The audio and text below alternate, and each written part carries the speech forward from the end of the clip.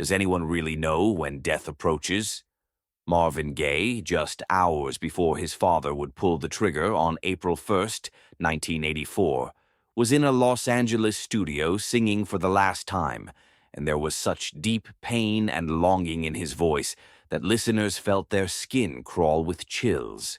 This final recording session had transcended mere musical work and transformed into what seemed like a soul's farewell ritual to this world. As he left the studio that night, Marvin turned back and quietly whispered, "I think this might be the end." No one knew they would understand the true meaning of those words the next day. If you want to hear this story to the end, don't forget to subscribe to our channel and hit the notification bell. Because the story I'm telling today isn't just about one final night, but about a legend's soul crying out for the last time. The cold March winds of Los Angeles were beating against the walls of Hitsville West Studio. When the clock struck 11:30 p.m., Marvin Gaye walked through the studio doors. Harvey Mason Jr., one of that night's studio technicians, still speaks with a trembling voice when recounting that moment years later. Marvin's walk was unlike anything I'd ever seen. It was as if he was carrying invisible weights, yet at the same time he seemed determined, like someone who had come to fulfill one final sacred duty. Even Marvin's clothes that night were striking. Black suit, white shirt, and gold necklace. He was dressed as if heading to a special event. Harvey Mason Jr. added, "When I first saw him, I got the impression he was going to a funeral." But it felt like it was his own funeral. Marvin had come to the studio alone that night. In recent years, he always kept bodyguards around him, but that night was different. It was as if he had decided to make this final journey completely alone. When he entered the studio, he carried a small notebook. This was an agenda he'd been carrying constantly for the past 6 months, containing song lyrics, personal thoughts, and nightmare-like dreams he'd written down.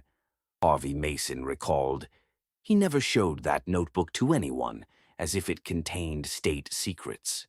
When Marvin positioned himself in front of the microphone, the studio's atmosphere suddenly changed. The technical crew had never seen him radiate such intense and mystical energy. This was the energy of someone gathering all their life force at one point before taking their final breath. The old piano standing in the corner of the studio also looked different that night. Marvin's gaze toward that piano was like someone saying farewell to an old friend. What's going on? Let's get it on. Sexual healing. All their initial melodies had been born on that piano. Studio owner Larkin Arnold was awakened by a phone call while resting at home that night. The security guard said anxiously, "Mr. Arnold, Marvin Gaye is here and wants to use the studio. He seems very urgent." Larkin was surprised because there was no reservation. "Open the studio for him," Larkin said. "But who's with him?" The security guard's answer was surprising. "He came alone. Very strange. Like he's come to do something he's been planning for a long time." Larkin described the abnormality of that night years later. Marvin never came to the studio after midnight, especially not alone. This situation was very unusual and gave me a bad feeling. When Marvin entered the studio, he told the technicians, "I'm going to do special work tonight." His voice was soft but had a hidden urgency underneath. It was as if he knew time was running out. The items he brought that night were notable. His notebook, a cross necklace his mother had given him, a pocket watch from his father, and photos of his children. Personal objects he normally didn't bring to the studio. Harvey Mason Jr. described that night. When Marvin entered the studio, it was like he was saying goodbye. He touched everything, examined every corner. He looked at the piano for a long time, touched the sound panel one by one. The papers he pulled from his bag had small notes written on the edges. "Last dance. Farewell. Father, I forgive you." These weren't musical notes. They resembled pieces of personal letters. The most mysterious detail was his first action upon entering the studio. After greeting everyone, he stood in the center and closed his eyes. He didn't move for a full minute. Then he said, "This studio has become my second home. Tonight I'm here for the last time." When Marvin sat at the piano, he remained silent for 7 minutes. This silence was so intense that everyone in the studio was afraid to breathe. Harvey Mason Jr. describes that moment. Marvin's facial expression kept changing. It was as if he reviewed his entire life in those 7 minutes. Then he began to play. The first melody was so melancholic and profound that everyone's heart ached. Randy Kerber said, "It was a melody I'd never heard but somehow felt familiar, like a very ancient spiritual song." As Marvin played, he touched the keys like silk. Every note was produced with care, as if it were the last note. His eyes were constantly closed, as if he was drawing the music from his soul. Sound technician Mike Sembello. That night, our equipment adjusted to perfect settings by itself. Sound level ideal, acoustics perfect, no static at all. While Marvin played, he took notes in his notebook. "Father, I forgive you. Mother, I love you. Children, don't forget me." This man wasn't writing a song. He was settling accounts with his life. The most surprising moment was when he turned to the microphone without any preparation. The voice that emerged was completely different, more fragile, intimate, spiritual. The words he spoke, mother, forgive, home, peace, finally, rest, were repeated like a prayer. Sound experts found frequencies in that night's vocal performance that exceeded normal human voice limits. Dr. Robert Allen. These frequencies are seen in people in deep meditation. He suddenly stopped in the middle of the song. There was no reason to stop, but it was as if he had received a signal to stop. "How much more music can these hands make?" he asked. As 1 a.m. approached, the studio's atmosphere changed. Marvin suddenly stood up and went to the microphone in the center of the studio, but this time not to sing, but to speak. This wasn't musical work, but more like a confession, the soul's final admission session. Harvey Mason Jr. said he could never forget these moments. That night, Marvin was like he was accounting for every moment of his life. Every sentence he said seemed to come from the deepest corners of his soul, from places he had never shared with anyone. "Sometimes I wonder," Marvin began, looking up at the ceiling as if he could see all the scenes of his life on that ceiling. "Did music save me or destroy me? Because through music I experienced beautiful things. I touched millions of people, made them happy. But at the same time, I suffered greatly because of music. People always expected more from me. They put me on a pedestal like a god. I just wanted to be Marvin, to be human with my mistakes and weaknesses. But everyone always wanted me to be Marvin Gaye." These words deeply affected everyone in the studio because Marvin never shared such personal, such vulnerable things. He always maintained a distant and protective attitude, never sharing his private life with anyone. But that night all his walls had come down and the real Marvin had emerged. "Fame is a strange thing," he continued, deep fatigue in his voice. "People love you, but they don't really know you. Millions of people love me, but I'm very lonely. Because they love Marvin Gaye, but I'm just Marvin. And Marvin is very tired, very worn out. He's tired of being fake, of looking perfect, of always being strong." Then he began talking about his father, and this was the most sensitive point he normally never shared with anyone. "The problem between my father and me is that we both experience the same pain, but can't show it to each other. Dad grew up as a very strict, very harsh man, because life taught him to be that way. As a child, I was afraid of him. Then I got angry at him. Then I tried to understand him. Now I pity him. Because he's also very lonely, he also suffers a lot. He gets angry because he loves me. I rebel because I love him. But neither of us can break this vicious cycle." As he said these words, there was such deep pain in Marvin's voice that young Mike, One of the technicians in the studio couldn't hold back his tears. Marvin noticed this and approached him with a smile. "Don't cry, son. Life is already painful enough. I'm just trying to turn this pain into music. Maybe this way I can heal myself and help others heal too." Then he began talking about his children, and this was the most emotional moment of the night. "I wonder how my children will remember me. As a successful father, or as someone who was constantly in trouble, constantly fighting, constantly away from home. Was I a good example to them? Could I show them enough of my love? Because I'm someone who never received father's love either. I don't really know how to give it." At this point, Marvin's voice broke and he was silent for a few seconds. Then he continued, "I wish I could tell my children that their father loved them very much, but some people don't know how to express love properly. Sometimes we distance ourselves from our loved ones so we don't hurt them. But this hurts in a different way." But his most striking confession was about himself, and this confession made everyone in the studio's skin crawl. "Lately, I've been seeing my death in my dreams frequently. This isn't terrifying, actually. It's very peaceful. It's like finally coming home after a long journey. My mother says, 'Marvin, don't think such things. But I know that we all have a place to go someday, and maybe my time has come.'" Harvey Mason Jr. said he would never forget that moment. When Marvin said these last words, there was no fear in his voice. On the contrary, there was great peace. It was as if he had made a very difficult decision and found peace with this decision. But we were so shocked, because this man was talking about death, but he was very calm. "Music is my soul's language," Marvin said finally. "I can express through music what I can't express with words. Tonight, I'm also talking to my soul for the last time. Maybe tomorrow everything will change. Maybe I won't be able to talk anymore.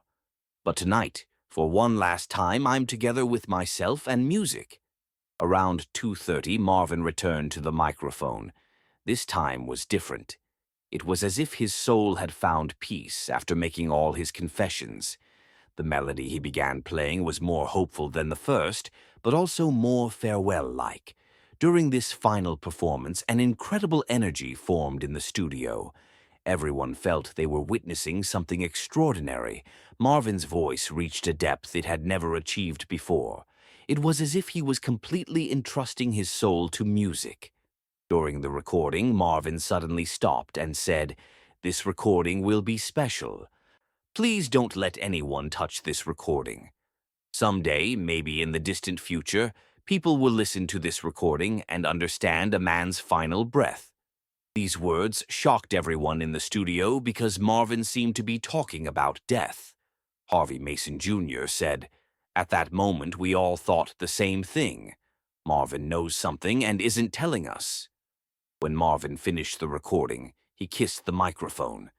This gesture was very symbolic because no one had ever seen Marvin do such a thing before. It was as if he was saying goodbye to the microphone. Then he took his notebook and tore out a page. He gave this page to Harvey Mason and said, "The lyrics to this song are here, but don't let anyone read it for now. You'll read it when the time comes." Harvey still keeps that paper and has never shared its contents with anyone. The most mysterious part was the whispers Marvin added at the end of the recording. The volume was so low that only the technicians could hear, and what they heard disturbed them greatly. "Tell my children I tried. Tell them Daddy loved them. Forgive me. Forgive us all." As 4 a.m. approached, Marvin ended the studio session. But before leaving, he said goodbye to everyone in the studio individually. This farewell was very formal and serious. It was like someone about to embark on a long journey. To Harvey Mason, he said, "It was wonderful working with you. I hope someday this recording gets the value it deserves." To Randy Kerber, he said, "The piano was beautiful. Thank you. Keep making music. The world needs musicians like you." The most striking farewell was to the sound technician. He took the young technician's hand and said, You're still very young. If you love music, don't corrupt it. Music should remain innocent, clean. I may have corrupted some things, but you shouldn't. As he left the studio, he stopped at the door and turned around. That long look affected everyone in the studio. It was as if he was trying to see everything for the last time.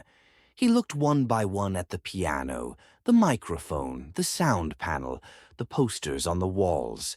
Finally, he said, "This studio was my second home. I made many beautiful memories here. Now I entrust these memories to you," and slowly left. As Marvin got in his car, the security guard asked him, "Will you be coming again tomorrow, Mr. Gaye?" Marvin thought for a long time and replied, "I don't think so. I think it's time." These final words gained much meaning when considering what happened the next day, because indeed that night was his final visit. When Marvin returned home from the studio, it was 5:30 a.m. His mother, Alberta Gaye, was accustomed to her son coming home so late, but she sensed something strange that morning. When Marvin entered the house, he kissed his mother and said, "Mother, I love you very much. Know that." These words surprised Alberta because Marvin had been very cold and distant lately. But that morning was different. It was as if they had found their old loving Marvin again. When Marvin went to his room, he placed the notebook he brought from the studio on his desk and wrote a note on it. Final song, March 31st, 1984, Peace at Last.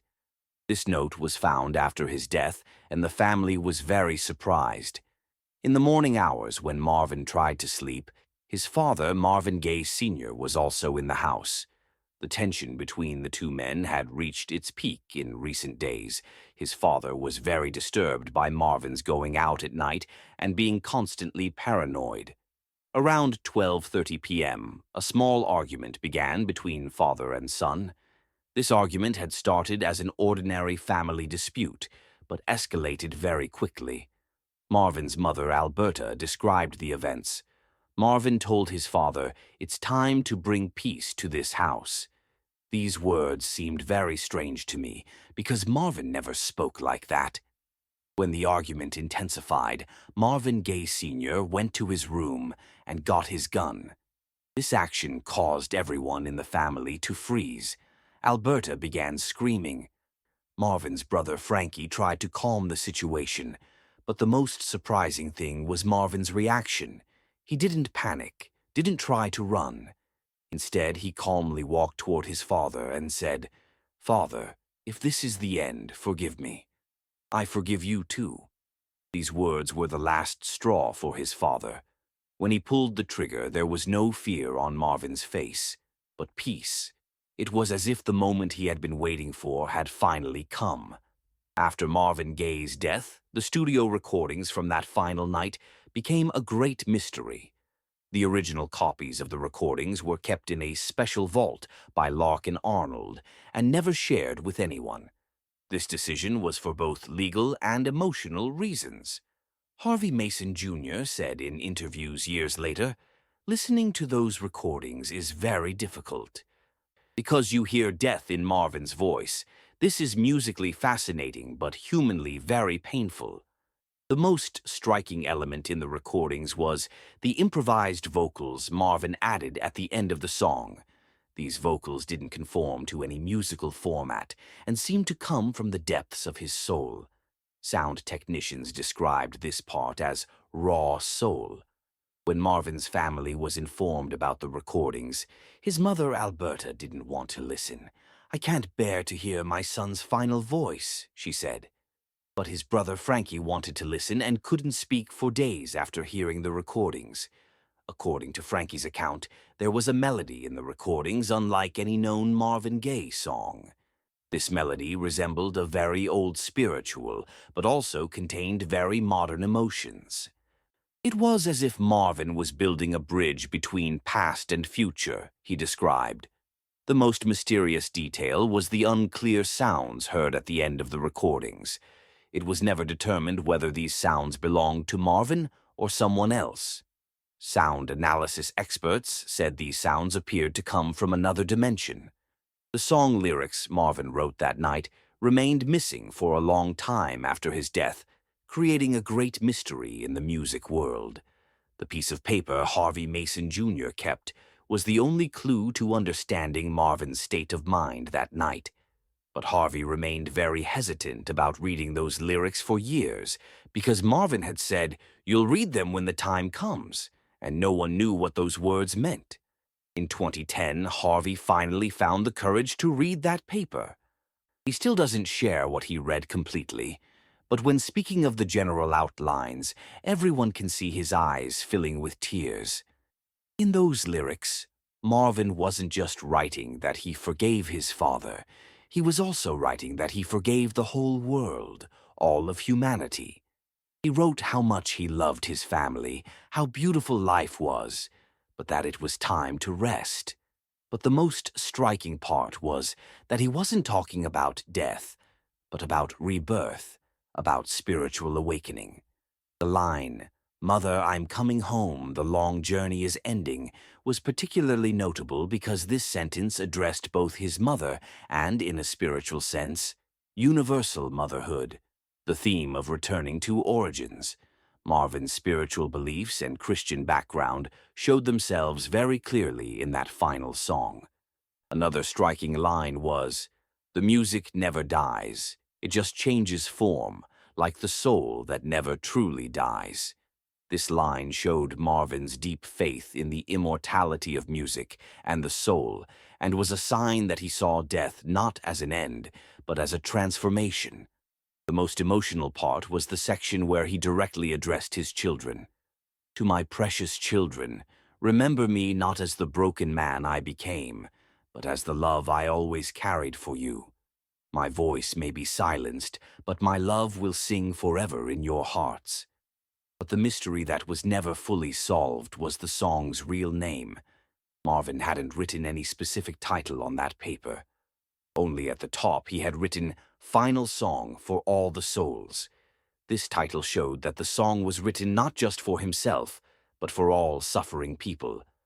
The witnesses of that night began to evaluate those moments from different perspectives as years passed. Harvey Mason Jr. said in his 2015 interview, "That night we weren't just making music, we were present during a soul's farewell to the world.